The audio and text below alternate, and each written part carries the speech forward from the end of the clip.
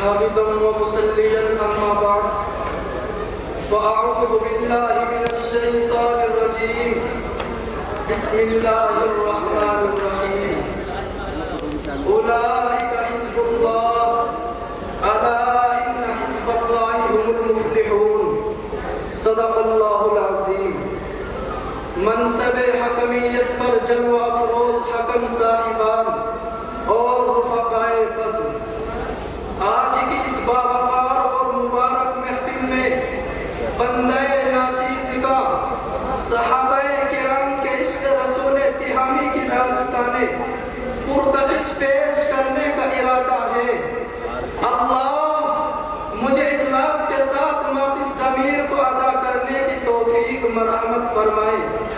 حضرات گرامی، تم نے اس دنیا رنگ بو کے صفحات پر بہت سے عشق و الفت کا افسانے ثبت پائے ہوں گے،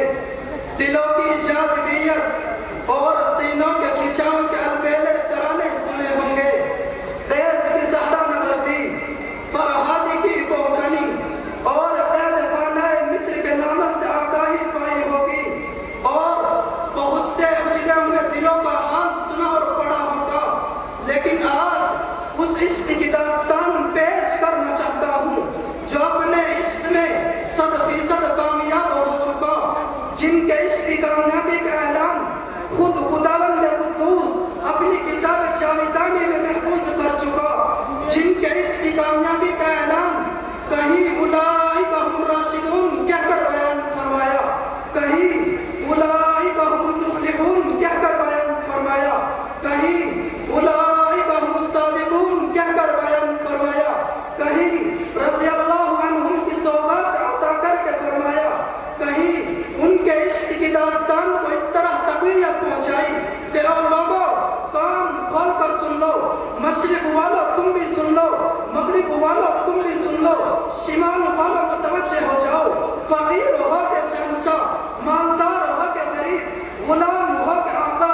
عربی ہو کے عجمی، غرض یہ کہ کائنات میں کسی علاقے اور کسی نسل سے ہو، اس کا ایمان کامل اور مکمل نہیں جو صحابہ کی اداؤں پر خود کو نشاور نہ کرتے۔ حضرات دیوبار، صحابہ کرام کے اندر وہ کیا ادائیں تھی جن کی بنا پر اللہ تعالیٰ نے ان سے خوشنودی کا اعلان فرما دیا؟ یہ سب کچھ اس لیے ہوا کہ صحابہ کرام نے محبوب خدا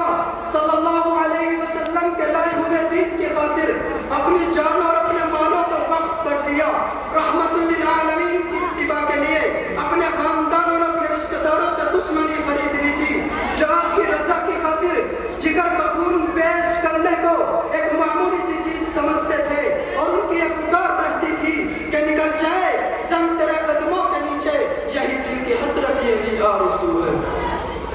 حضرت بلال حبشی رضی اللہ عنہ نے جب اسلام کی شمع پر فدائیت کا سبق پڑھا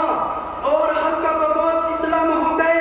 تو کفار مکہ نے اس پاداش میں ان کو ایسی تکلیفیں پہنچائی کہ آسمان جن کو دیکھنے کی طاقت نہیں رکھتا تھا، جب اس عاشق رسول کو عرب کی تپتی ہوئی ریت پر لٹا کر سینے پر پتھر کی بڑی چٹان رکھ دی جاتی تو زمین خون کے آنسوؤں کا سیلاب جاری کر دیتی، فرشتے چیخ اٹھتے، شجر و حجر کانپ اٹھتے، درندے و چرندے سہم جاتے کہ خدا بندہ یہ وہ بلال ہے جس کے قدموں کی جھڑپ جنت میں سنائی دیتی ہے۔ خدایا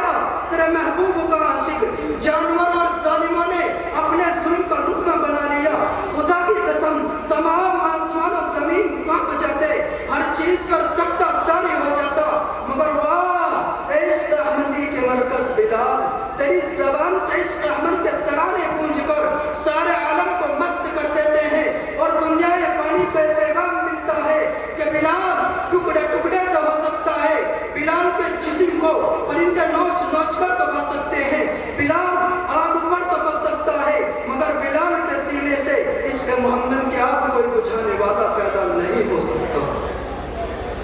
اسی طرح ایک مرتبہ کعبۃ اللہ میں جو ابراہیم علیہ السلام نے ایک اللہ کی عبادت کی خاطر اپنے ننھے سے اسماعیل کو لے کر تعمیر کیا تھا، جس گھر میں ہاجرہ اپنے ہاتھوں سے کام کرتی تھی، اس گھر میں اللہ کے اس راز دلارے کو کفار مکہ کوئی گالی دے رہا تھا، کوئی تھپڑ مار رہا تھا۔ نبی کا ایک سچا دیوانہ ابو بکر صدیق اس حال کو دیکھ کر گھبرا جاتا ہے، پکارتا ہے، او جہالت کے اماموں اور ظالموں، تم اللہ کے اس دلبر کو تکلیف دیتے اور ستاتے ہو جو وحدانیت کی شمع کو فرشتانوں میں فروزہ کرنے کے لیے رات دن کوشاں ہے۔ ابو بکر کی آواز جب ان جاہلوں کے کانوں میں پڑی تو آپ صلی اللہ علیہ وسلم سے توجہ ہٹا کر ابو بکر کو پیٹنا شروع کر دیا اور اتنا مارا کہ ابو بکر بے ہوش ہو کر زمین پر گر گئے۔ اسی بے ہوشی کے عالم میں ان کو وہاں سے منتقل کیا گیا۔ کافی وقت کے بعد جب ابو بکر کو ہوش آیا، جب نبی کی ایک ایک عطا کو سینے سے لگانے والے نے آنکھ کھولی تو نہ اپنے جسم کی پرواہ تھی، نہ زخموں کا خیال تھا، نہ مار پیٹ کا احساس تھا، بس ایک دم سے یہی صدا گونجی، مجھے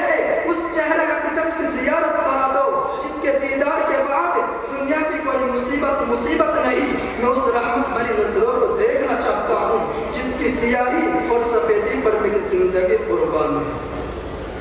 میری چند باتوں پر اپنی تقریر کو ختم کرتا ہوں۔ دعا کرے کہ اللہ پاک ہم سب کو صحابہ کرام کے نقش قدم پر چلنے کی توفیق عطا